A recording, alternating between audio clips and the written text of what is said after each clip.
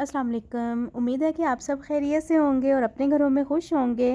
तो आज मैं बनाऊंगी आलू गोश्त। बहुत ही डिफरेंट रेसिपी है और बहुत टेस्टी इस तरीके से बनता है। तो चलें रेसिपी शुरू करते हैं। बिस्मिल्लाहिर्रहमानिर्रहीम।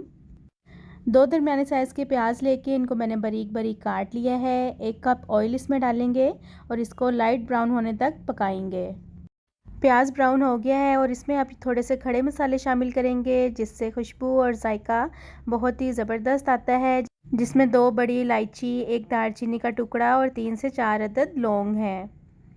और साथ ही इसमें 1 टेबलस्पून लहसुन अदरक का पेस्ट डालेंगे और इन चीज़ों को आप 3 से 4 मिनट के लिए अच्छी तरह से भून लेंगे ताकि लहसुन अदरक की जो कच्चेपन की स्मेल है वो भी ख़त्म हो जाए। 1 टेबलस्पून इसमें ज़ीरे का ऐड करेंगे और 2 से 3 मिनट के लिए मज़ीद भून लेंगे। और साथ ही इसमें मैं आधा कप जो है वो पानी का शामिल करूँगी ताकि मसाला जो है वो जले ना। और यहाँ पे आधा किलो मटन है, इसको मैंने अच्छी तरह से वॉश कर लिया है।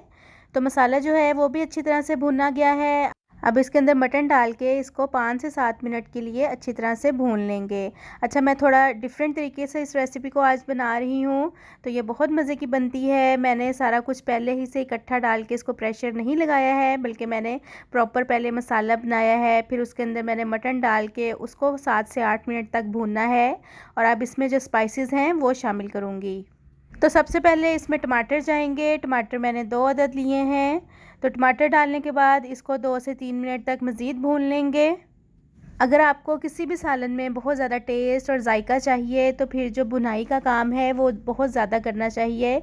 जितनी ज़्यादा सालन की भुनाई होगी टेस्ट जो है वो उतना ही अच्छा आएगा। तो अब इसमें स्पाइसेस शामिल करते हैं। 1 टीस्पून इसमें मैंने हल्दी का डाला है, 1 टीस्पून ही नमक है और हाफ़ टी स्पून इसमें मैंने कुटी हुई लाल मिर्च डाली है। अच्छा, नमक और मिर्च जो है वो अपने टेस्ट के मुताबिक कम ज़्यादा कर सकते हैं।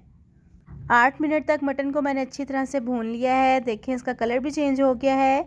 अब इसमें 1 टीस्पून पिसा हुआ ज़ीरा और सूखा धनिया मैंने शामिल किया है। इससे भी बहुत अच्छी इसमें खुशबू आती है और टेस्ट जो है वो भी बहुत अच्छा आता है। मटन अच्छी तरह से भुना गया है। अब इसमें पानी शामिल करेंगे और इसको प्रेशर लगाएंगे। पानी में सिर्फ इसमें 1.5 गिलास डालूंगी और इसको 10 मिनट का प्रेशर लगाऊंगी।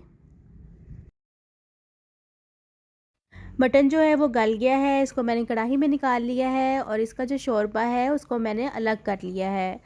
तो बस इसमें अब थोड़ा सा ऑयल और डाल देंगे और साथ ही आलू डाल के इसको 5 मिनट के लिए भून लेंगे। अगर आप ना भी भूनना चाहें तो ना भूनने, क्योंकि इसको हमने अच्छा खासा पहले जो है वो भून लिया है। और अगर आपने अभी तक मेरे चैनल को सब्सक्राइब नहीं किया है तो जल्दी से मेरे चैनल को सब्सक्राइब कर दें और बेल आइकन के बटन को प्रेस कर दें ताकि आपको अच्छी अच्छी और मज़ेदार रेसिपीज़ देखने को मिल सकें। तो यहाँ पे अब जो मैंने शोरबा अलग किया था वो इसके अंदर मैंने शामिल कर दिया है और मज़ीद पानी में ऐड नहीं करूँगी। 7 से 8 मिनट का दम लगाएंगे ताकि आलू गल जाएँ। तरी वाला मज़ेदार सा आलू गोश्त बनकर तैयार हो गया है। तो बस अब इसको डिश आउट करते हैं और इसकी फ़ाइनल लुक मैं आपके साथ शेयर करती हूँ। तो देखें कितना मज़े का लग रहा है ये और खाने में भी बहुत ही टेस्टी बना है। तो आप लोग भी लाजमी इस तरीके से एक बार रेसिपी ट्राई करिएगा, क्योंकि हम लोग अक्सर अपने घरों में आलू गोश्त बनाते हैं, लेकिन अगर डिफरेंट तरीके से बनाएं तो खाने का मज़ा भी दुबाला हो जाता है। तो चलिए मिलती हूँ आपसे अपनी नेक्स्ट वीडियो में एक नई रेसिपी के साथ। अपना बहुत सारा ख्याल रखिएगा, मुझे दुआओं में याद रखिएगा। अल्लाह हाफिज़।